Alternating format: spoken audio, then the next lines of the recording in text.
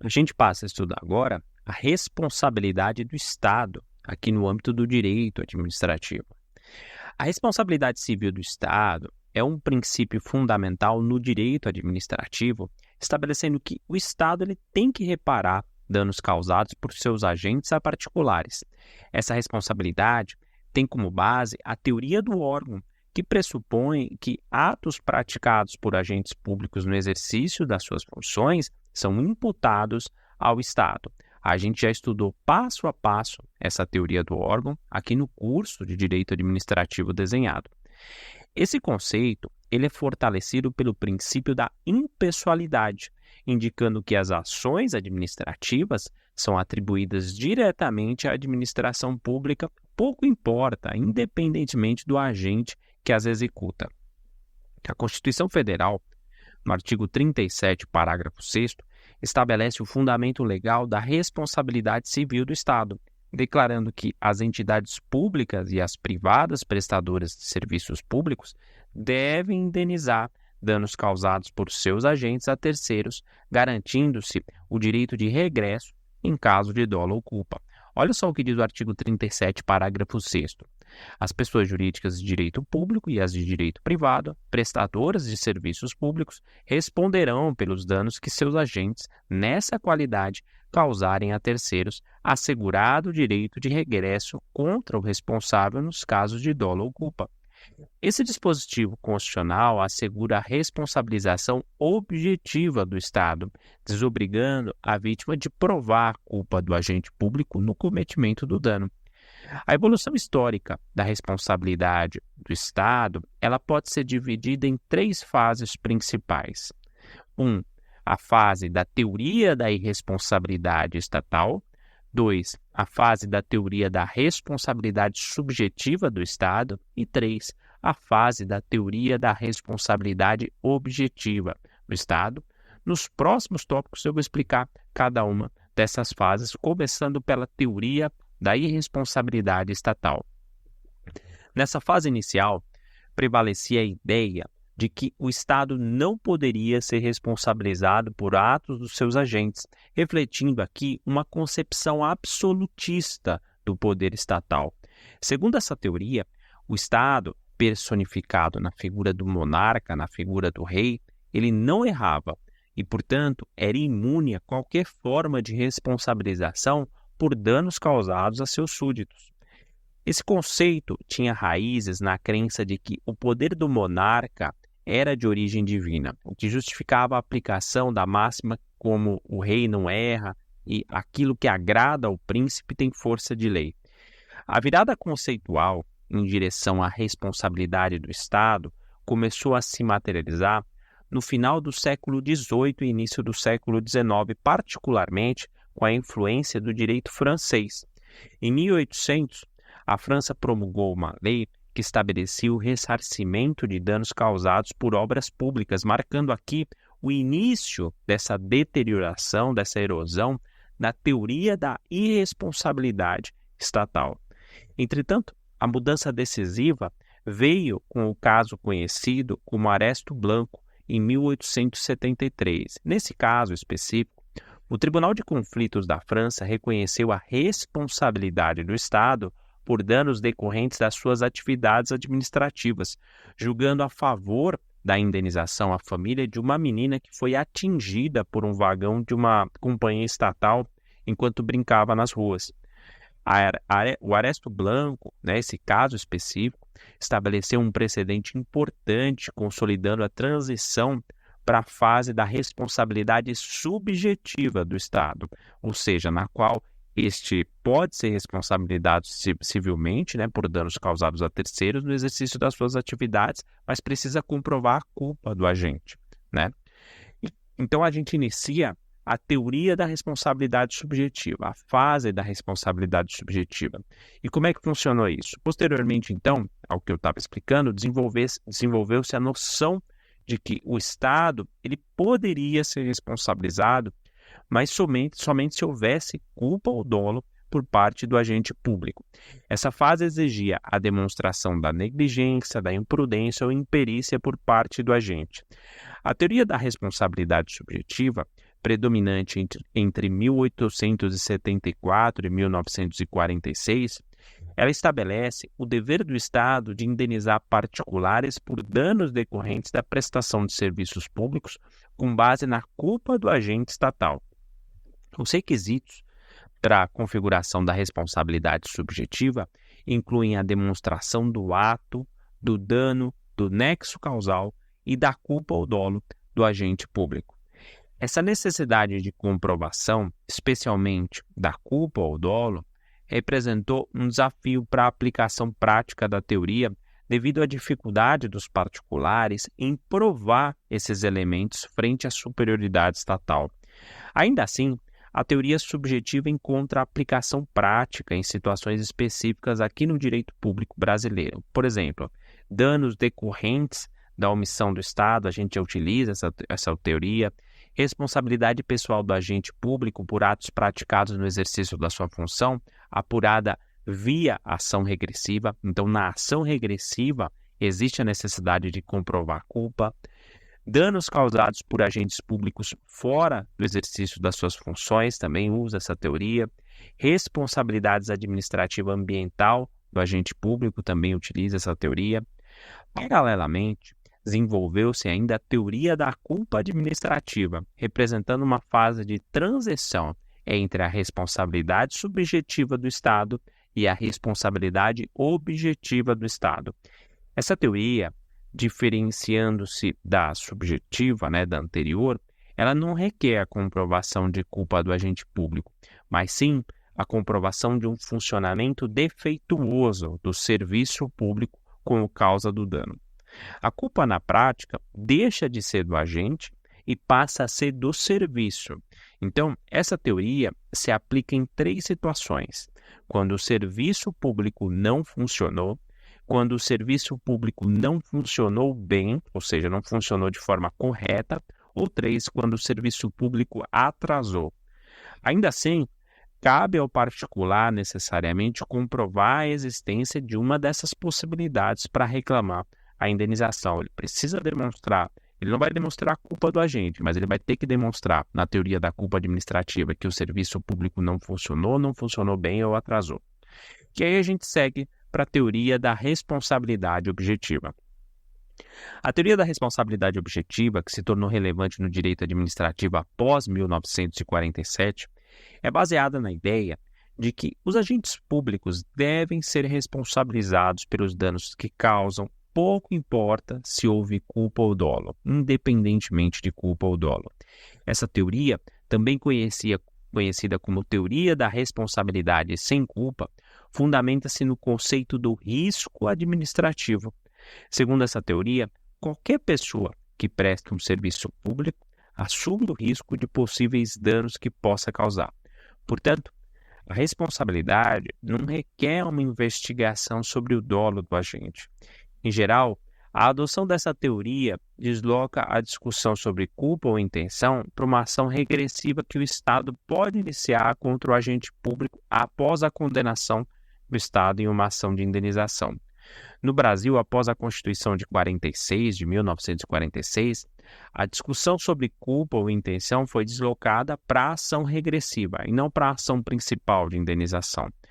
Para a teoria objetiva, a indenização só é paga após a vítima comprovar a ação, dano e nexo causal. Não precisa comprovar culpa, basta comprovar a ação, o ato, o dano e o nexo causal.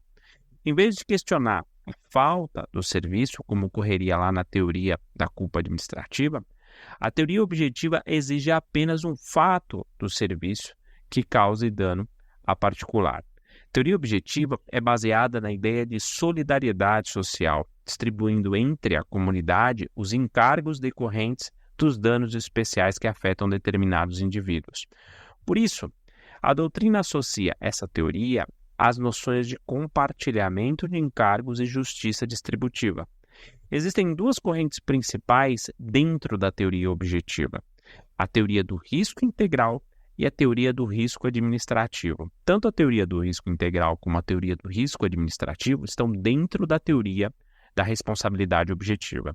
A teoria do risco integral é uma variante radical da responsabilidade objetiva, argumentando que a prova da ação, dano e nexo causal, é suficiente para determinar a condenação do Estado em qualquer circunstância. Por outro lado, a teoria do risco administrativo, adotada pela nossa Constituição, ela reconhece que pode haver algumas hipóteses, pode existir algumas exclusões ao dever de indenizar. Em resumo, a Constituição de 88 adotou a teoria objetiva no contexto do risco administrativo, segundo o artigo 37, parágrafo 6º da Constituição. O dever de indenizar, ele encontra na prática dois fundamentos na doutrina. Isso é importante porque às vezes cai em prova isso.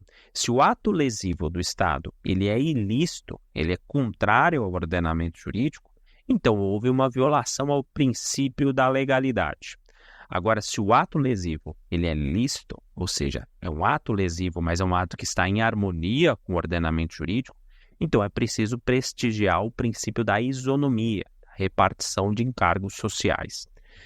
E quanto à teoria do risco integral, vamos explorar um pouco mais essas duas teorias. Em primeiro lugar, a gente precisa destacar que a teoria do risco integral é uma forma de responsabilidade objetiva, como já expliquei, e que não admite excludentes de responsabilidade. Por isso ela é pura, ela é muito mais rígida que a outra. Ou seja, o Estado ele deve indenizar qualquer dano causado a particulares, independentemente de culpa. É qualquer dano. Essa teoria do risco integral ela é aplicada de maneira excepcional no Brasil em situações bem específicas, como no caso de acidente de trabalho em relação de emprego público, onde o Estado é obrigado a indenizar qualquer dano aplicando-se a teoria do risco integral. No caso de indenizações do seguro obrigatório para automóveis, o DPVAT, que não exige a comprovação de culpa para o pagamento da indenização. No caso de atentados terroristas em aeronaves, onde o Estado assume a responsabilidade por danos causados sem considerar a existência de culpa. Nessas hipóteses, existe sim a aplicação da teoria do risco integral. Quanto a dano ambiental e dano nuclear, a gente precisa ter cautela. A gente escuta que aplica a teoria do risco integral nesses casos, mas a gente precisa ter cautela. Não é tão fácil assim chegar a essa conclusão. Quanto ao dano ambiental, o artigo 225, parágrafos 2º e 3º da Constituição Federal, estabelece que as condutas e atividades consideradas lesivas ao meio ambiente sujeitarão os infratores, pessoas físicas ou jurídicas, a sanções penais e administrativas, independentemente da obrigação de reparar os danos causados. Há quem sustente que a reparação de prejuízos ambientais causados pelo Estado seria submetida à teoria do risco integral. Essa teoria, oriunda do direito ambiental, mais precisamente lá do artigo 14, parágrafo 1º da Lei 6.938, diz que aquele que poluir o meio ambiente é obrigado a indenizar ou reparar dano independentemente de culpa.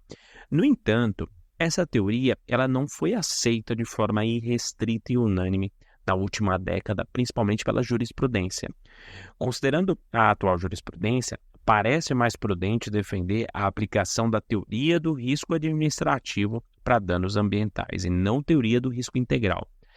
A responsabilidade civil por danos ambientais, nesse caso, fundamenta-se na teoria do risco administrativo e decorre do princípio do poluidor-pagador. A teoria do risco administrativo, vale lembrar, ela permite o quê? Afastar a responsabilidade do Estado nos casos de exclusão do nexo causal. Por exemplo, fato exclusivo da vítima ou de terceiro, caso fortuito, força maior, são aqui excludentes do nexo causal e que afastariam a culpa do Estado, mesmo no dano ambiental.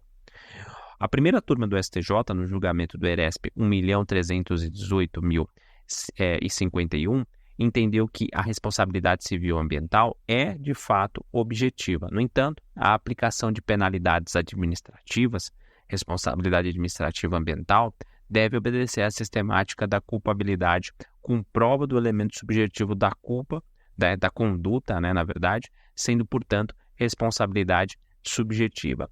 No contexto de danos nucleares, a teoria do risco integral, que sugere uma responsabilidade absoluta por prejuízo decorrentes das atividades nucleares, ela é bastante debatida entre os juristas. problema na prática é que a Lei 6.653 de 77, que trata desses danos nucleares, ela apresenta uma abordagem diferente ao estabelecer várias condições que limitam a responsabilidade do operador nuclear. Essas incluem o quê? Casos de culpa exclusiva da vítima, eventos de força maior, como conflitos armados, ou fenômenos naturais extremos que removem a obrigação de compensar os danos. Então, se existem essas hipóteses na legislação, na prática, o que a gente tem é a teoria do risco administrativo e não a teoria do risco integral. E como que funciona a teoria do risco administrativo? Então, a gente já estudou a teoria do risco integral, vamos passar a estudar agora a teoria do risco administrativo. Ela é menos severa que a teoria do risco integral. A teoria do risco administrativo, ela admite excludentes de responsabilidade. Por exemplo, culpa exclusiva da vítima, quando o dano é resultado direto das ações da própria vítima, força maior, referindo-se aqui a eventos imprevisíveis e incontroláveis que rompem o nexo causal entre a ação do Estado e o dano.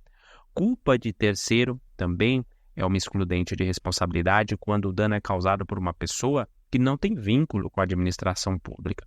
É interessante notar que o dano indenizável, o dano que é indenizável, ele é sempre um dano anormal e específico. O que significa isso?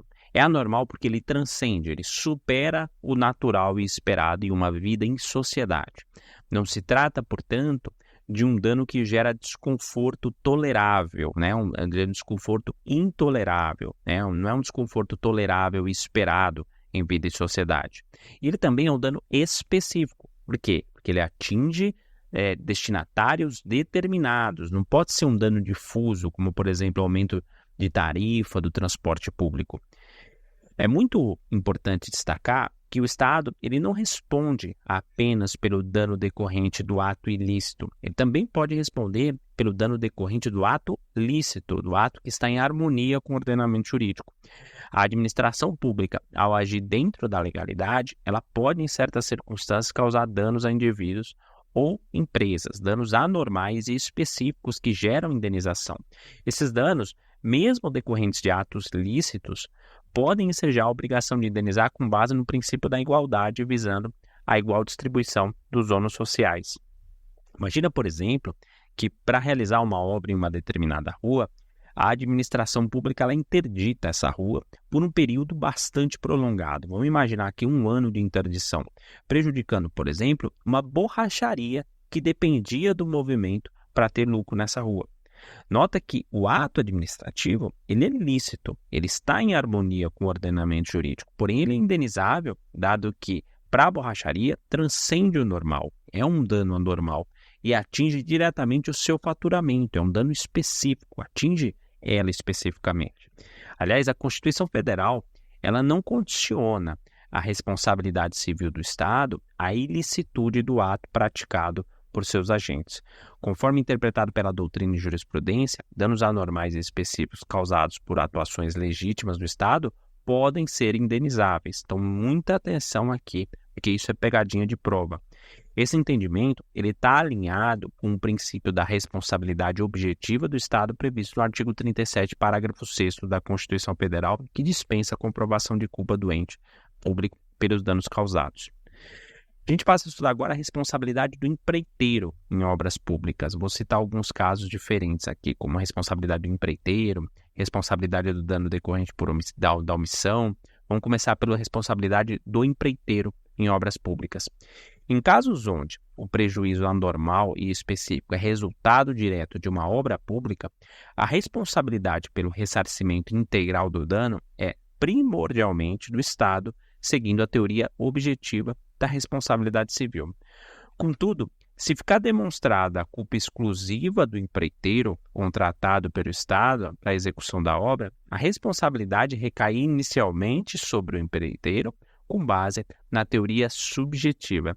Nessa hipótese, o Estado possui responsabilidade subsidiária, podendo ser acionado caso o empreiteiro não possua condição de arcar com a indenização. E quanto à responsabilidade por dano decorrente da omissão, é outro detalhe importante aqui no âmbito da responsabilidade do Estado e que a gente precisa conhecer. Os danos por omissão ocorrem quando o Estado falha em agir, resultando em prejuízo para o cidadão, como em caso de assalto, enchente, acidente causado por infraestrutura inadequada ou coisa do tipo. Tradicionalmente, a responsabilidade por esses danos era vista sob a ótica da teoria objetiva, exigindo-se apenas a comprovação do prejuízo e da omissão para que o Estado fosse responsabilizado. Contudo, essa abordagem enfrenta críticas quanto à sua aplicabilidade, visto que a omissão por si só ela não é um ato que produza resultados materiais. O STF, o Supremo Tribunal Federal, e a doutrina majoritária adotaram a teoria subjetiva para esses casos de omissão. Então, muita atenção que no caso de omissão do Estado, aplica-se a teoria subjetiva da responsabilidade. Tem a teoria da responsabilidade subjetiva, argumentando que a responsabilização do Estado deve ocorrer apenas quando a lei estipula explicitamente, expressamente, a obrigação de agir. E essa omissão ela é dolosa, ela é intencional ou culposa por negligência, imprudência ou imperícia. Assim, para existir a indenização, precisa demonstrar a culpa ou dolo do Estado, além do dano e do nexo causal, nessas situações de omissão. Em situações onde a vítima está em desvantagem, admite-se a inversão do ônus da prova, presumindo-se a responsabilidade estatal e cabendo ao Estado demonstrar que não houve culpa ou dolo na sua omissão. Quanto à responsabilidade por danos causados por presos foragidos, o STF tem entendido que não existe responsabilidade estatal se não for demonstrado um nexo causal direto entre a fuga do preso e o ato lesivo. No âmbito da responsabilidade do Estado por dano decorrente da omissão ainda, é muito importante a gente diferenciar o que a jurisprudência chama de omissão genérica da omissão específica. Na omissão genérica, não existe uma obrigação explícita, expressa no ordenamento jurídico para que o Estado haja, para que o Estado atue, fazendo com que a responsabilidade do Estado seja subjetiva, ou seja, depende da comprovação de culpa. Isso significa que, para existir a responsabilização, é preciso demonstrar que houve falha específica por parte do Estado em agir. Por outro lado, na omissão específica, ocorre quando o Estado falha em cumprir um dever claramente estabelecido na ordem jurídica, levando a uma responsabilidade objetiva do Estado pelo dano causado.